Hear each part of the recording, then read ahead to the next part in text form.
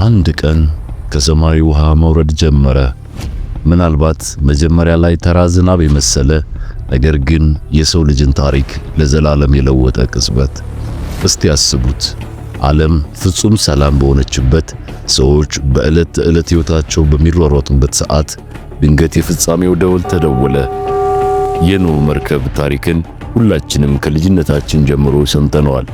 መርከቧ እንደተሰራች፣ እንስሳት እንደገቡና ዓለም በውሃ እንደጠፋች እናውቃለን።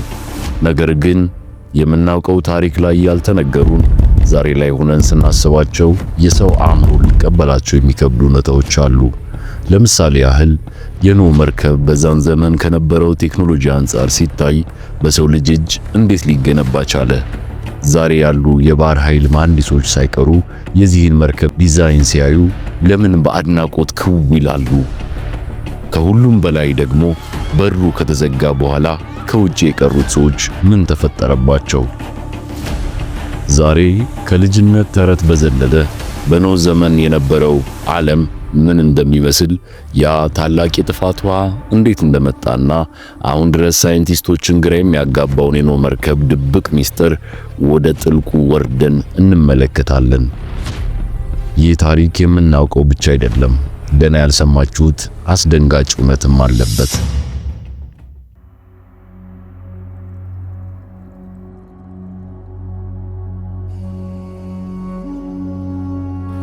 ወደ ኋላ እንመለስ። በጣም ወደ ኋላ ከዛሬ 4000 ወይም 5000 ዓመታት በፊት። በዚያን ጊዜ ምድር አሁን ከምናውቃት ምድር ፈጽሞ የተለየች ነበረች። አየር ንብረቱ የተስተካከለ፣ ምድሪቱ በአረንጓዴ የተሸፈነች ነበረች። በዚያን ዘመን የነበሩ ሰዎች ዕድሜም እጅግ አስገራሚ ነበር። ሰዎች 600፣ 700 አልፎ ተርፎም 900 ዓመታትን ይኖሩ ነበር።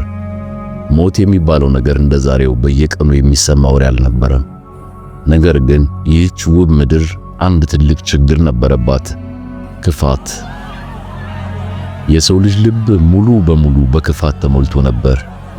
እንዲያውም አንዳንድ የጥንት መዛግብትና መጽሐፍ ቅዱስ እንደሚነግሩን በዚያን ዘመን ምድር ላይ ኔፍሊም ወይም ግዙፍ ሰዎች የሚባሉ ፍጥረታት ይኖሩ ነበር። እነዚህ ፍጥረታት የምድሪቱን ሰላም አናጉ። ኃይልና ጉልበታቸውን ተጠቅመው ደካማውን ይጨቁኑ ነበር። ዓለም በደም ተጨማለቀች። እግዚአብሔር ወደ ምድር ሲመለከት የፈጠረው ሰው ወደ አውሬነት ተቀይሮ አየ። ሰውን በመፍጠሬ ተጸጸትኩ አለ። አስቡት፣ ፈጣሪ በሥራው እስኪጸጸት ድረስ የሰው ልጅ ክፋት ምን ያህል ጥግ ደርሶ ይሆን? በዚህ ድቅድቅ ጨለማ ውስጥ ግን አንድ ብቸኛ ሰው ብርሃን ሆኖ ተገኘ። ኖህ ከነቤተሰቡ ከዚህ ክፋት ራሱን ያገለለ ጻድቅ ሰው ነበር። እናም አንድ ቀን ለማመን የሚከብድ መልእክት ለኖህ መጣ። የፍጥረት ሁሉ መጨረሻ በፊቴ ደርሷል። ምድርን በውሃ አጠፋለሁ። የሚገርመው ነገር በብዙ ተመራማሪዎች እምነት መሰረት እስከዚያን ቀን ድረስ በምድር ላይ ዝናብ ዘንቦ አያውቅም ነበር። ምድር የምትጠጣው ከምድር በሚወጣ ጉም ነበር። ታዲያ ኖህ ዝናብ ይመጣል፣ ውሃ ይሞላል የሚለውን ነገር እንዴት ሊረዳው ይችላል? ይህ ለእሱም ቢሆን እንግዳ ነገር ነበር። ነገር ግን አመነ። እዚህ ጋር ነው ነገሩ የሚከረው። እግዚአብሔር ለኖህ የሰጠው የመርከብ ፕላን ወይም ዲዛይን ዛሬ በ21ኛው ክፍለ ዘመን እይታ ሲመዘን ፍጹም የሆነ የምህንድስና ጥበብ ነው። መርከቧ ርዝመቷ 300 ክንድ ወይም ወደ 137 ሜትር ገደማ፣ ወርዱ 50 ክንድ፣ ቁመቱ 30 ክንድ ነበር። ዘመናዊ የመርከብ መሐንዲሶች ይህንን ሬሽዮ ኮምፒውተር ላይ አስገብተው ሲያጠኑት አንድ አስገራሚ ነገር አገኙ። ይህ ዲዛይን በከባድ ማዕበል ውስጥና በኃይለኛ ውቅያኖስ ውስጥ እንኳን ፈጽሞ ሊገለበጥ የማይችል ምርጥ ቅርጽ ነበረው። ኖህ የባህር ኃይል ትምህርት አልተማረም። ይህንን ዕውቀት ከየት አመጣው? ግንባታው ተጀመረ። ኖህና 3 ልጆቹ ብቻቸውን ይህን ግዙፍ ፕሮጀክት ጀመሩ። አንድ ሳምንት አይደለም፣ አንድ ዓመት አይደለም፣ ለ120 ዓመታት። እስቲ ያስቡት፣ ኖህ መጥረቢያውን እያነሳ ዛፍ ሲቆርጥ ሰዎች በዙሪያው ተሰብስበው ይሳለቁበት ነበር። ይህ እብድ ሽማግሌ ምን እያደረገ ነው ይሉ ነበር።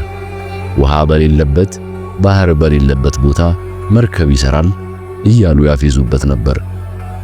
ለ120 ዓመታት ኖህ ዝም ብሎ አልሰራም፣ እየሰበከ ነበር። ተመለሱ፣ ጥፋት እየመጣ ነው እያለ ይጮህ ነበር። ነገር ግን አንድም ሰው ከቤተሰብ ውጪ የሰማው አልነበረም።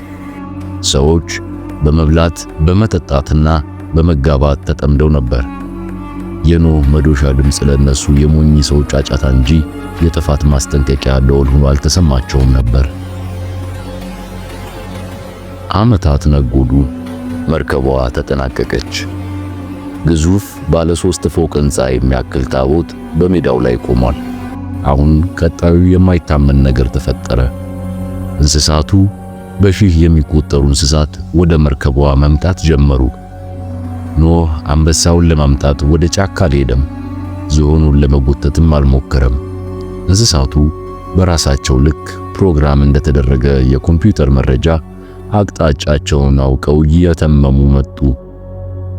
ከየወገኑ 2 ንጹህ የሆኑት ደግሞ 7 እየሆኑ ወደ መርከቧ ገቡ። ይህን ሲያዩ ሰዎች አልደነገጡም ይሆን? ነብርና ፍየል እኩል ተሰልፈው ሲገቡ ማየት ተአምር አይደለምን? ነገር ግን የሰዎች ልብ ደንዝዞ ነበር። ተአምር እያዩ እንኳን ለማመን አልፈለጉም። ሁሉም ከገቡ በኋላ ኖህ፣ ሚስቱ፣ 3 ልጆቹ ሴም፣ ካምና ያፌት እንዲሁም የልጆቹ ሚስቶች በአጠቃላይ 8 ሰዎች ወደ መርከቧ ገቡ። እናም በታሪክ ውስጥ እጅግ አስፈሪውና ወሳኙ ሰዓት ደረሰ። የመርከቧ በር መዘጋት ነበረበት። ነገር ግን በሩን የዘጋው ኖህ አልነበረም። መጽሐፍ ቅዱስ እንደሚለው እግዚአብሔር ከኋላው ዘጋው። ይህችን ነጥብ ልብ በሏት። በሩን እግዚአብሔር ዘጋው ሲባል ውሳኔው ተጠናቀቀ፣ ፍርዱ ጸደቀ ማለት ነው። ከዚህ በኋላ ማንም ሊገባ ማንም ሊወጣ አይችልም።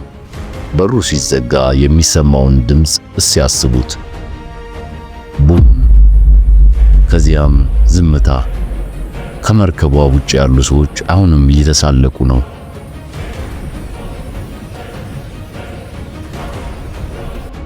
ምናልባትም እዛው ታፈኑ እያሉ ይሳደቡ ይሆናል። ይህ ፌዝና ሳቅ ግን የሚቆየው ለጥቂት ደቂቃዎች ብቻ ነው። በድንገት አየሩ ተቀየረ። ሰማዩ ጠቆረ። ጨለማ ምድርን ዋጣት። የመጀመሪያዋ የዝናብ ጠብታ ወደቀች። ከዚያም ሁለተኛዋ፣ ሶስተኛዋ። ሰዎች ወደ ሰማይ ቀና ብለው ማየት ጀመሩ። ይሄ ምንድነው አሉ። ነገር ግን የመጣው ተራ ዝናብ አልነበረም። መጽሐፍ ቅዱስ ሲገልጸው ታላቁ የጥልቀት ምንጮች ተነደሉ፣ የሰማይ መስኮቶችም ተከፈቱ ይላል። ይህ ማለት ምን ማለት መሰላችሁ? ውሃው ከላይ ብቻ አልነበረም የመጣው። ከመሬት በታች ያለው ግዙፍ የውሃ ክምችት እንደ እሳተ ገሞራ እየፈነዳ መሬቱን ሰነጠቀው። ምድር ተንቀጠቀጠች፣ ሱናሚዎች ተነሱ። ሰዎች በድንጋጤ መሯሯጥ ጀመሩ። ቀደም ሲሳለቁ የነበሩት ሰዎች አሁን ኖህ በሩን ክፈትልን እያሉ ወደ መርከቧ ሮጡ። በሩን በምስማር ጫሩ፣ አለቀሱ፣ ለመኑ። ነገር ግን በሩን የዘጋው እግዚአብሔር ስለሆነ ኖህ ሊከፍተው አይችልም ነበር። ጊዜው አልፎ ነበር። ውሃው በፍጥነት ጨመረ።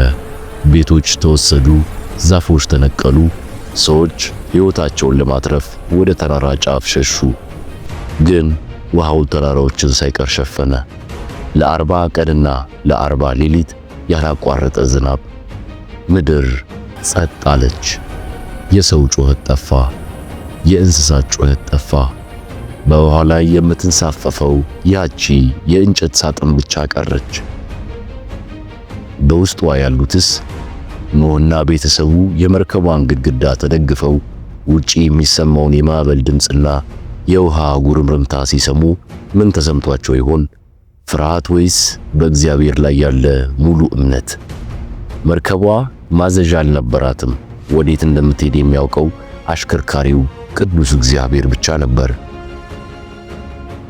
ውሃው ለ150 ቀናት በምድር ላይ አሸነፈ።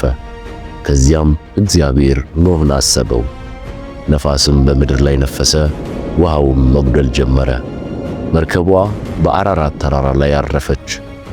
እስቲ ያስቡት፣ ለወራት በውሃ ላይ ተንሳፈው ከቆዩ በኋላ መሬት መንካት ምን አይነት ስሜት ይኖረዋል?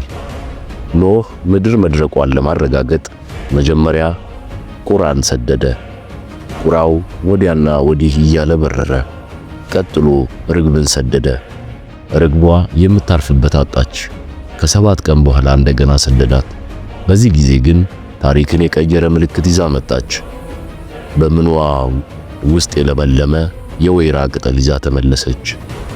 ሕይወት እንደገና መጀመሩንም አበሰረች። ኖህ ቤተሰቡና እንስሳቱ ከመርከቧ ወጡ። ነገር ግን የወጡበት ዓለም ከገቡበት ዓለም ፈጽሞ የተለየ ነበር። ከተሞች የሉም፣ ሕንፃዎች የሉም፣ ያ ሁሉ የሰው ብዛት የለም። ባዶ እና ጸጥ ያለች አዲስ ምድር። ኖህ ከመርከቧ እንደወጣ ያደረገው የመጀመሪያ ነገር መስዋዕትን ማቅረብ ነበር፣ ምስጋና። በዚህ ጊዜ እግዚአብሔር አንድ አስደናቂ ቃል ኪዳን ገባ። ከእንግዲህ ወዲህ ሥጋ ያለውን ሁሉ በውሃ አላጠፋም አለ። ለዚህም ቃል ኪዳን ምልክት ይሆን ዘንድ ቀስተ ደመናን በደመና ውስጥ አደረገ። ዛሬ ዝናብ ሲዘንብ በሰማይ ላይ ቀስተ ደመናን ስናይ ያ የሚያስታውሰን የተፈጥሮን ውበት ብቻ ሳይሆን ያንን አስፈሪ ፍርድና ከዚያ በኋላ የመጣውን የእግዚአብሔርን ምሕረት ነው። የኖህ ታሪክ ለልጆች የሚነገር ተረት ብቻ አይደለም፣ የሰው ልጅ የሁለተኛ ዕድል ታሪክ ነው። ዛሬ ድረስ ብዙ አሳሾችና ሳይንቲስቶች የኖህ መርከብን ቅሪት በአራራት ተራራ ላይ እየፈለጉ ነው። አንዳንዶች የሳተላይት ምስሎችን በማሳየት መርከቧን አግኝተናል ይላሉ። አንዳንዶች ደግሞ በእንጨት ቅሪቶች አረጋግጠናል ይላሉ። ይህ አሁንም ድረስ በሳይንስ ዓለም ትልቅ ክርክርና ጉጉት የሚፈጥር ጉዳይ ነው። ነገር ግን ዋናው ቁም ነገር የመርከቧን ቅሪት ማግኘት ብቻ አይደለም። ዋናው ጥያቄ ታሪክ ራሱን ቢደግምስ? ዛሬስ ብንሆን ዓለማችን በክፋት በጦርነትና በጥላቻ በተሞላችበት በዚህ ዘመን ልክ እንደ ኖህ ከማዕበሉ የምንተርፍበት እምነት ይኖረን ይሆን? የኖህ መርከብ የሚያስተምረን አንድ ትልቅ ቁም ነገር ቢኖር ምንም እንኳን ዓለም በሙሉ በተቃራኒ ቢቆም ትክክለኛውን ነገር ማድረግ ዋጋ እንዳለው ነው። ኖህ ለ120 ዓመት ብቻውን ተለይቶ ቆመ፣ ብቻውን አሸነፈ። ስለዚህ አስደናቂ ታሪክ ምን ይሰማችኋል?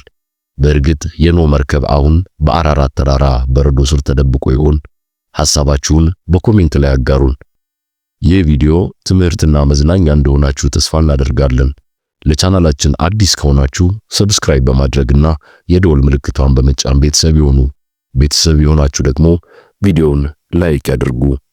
በሌላ አስደናቂ ታሪክ እስክንገናኝ ቸር ይግጠመን።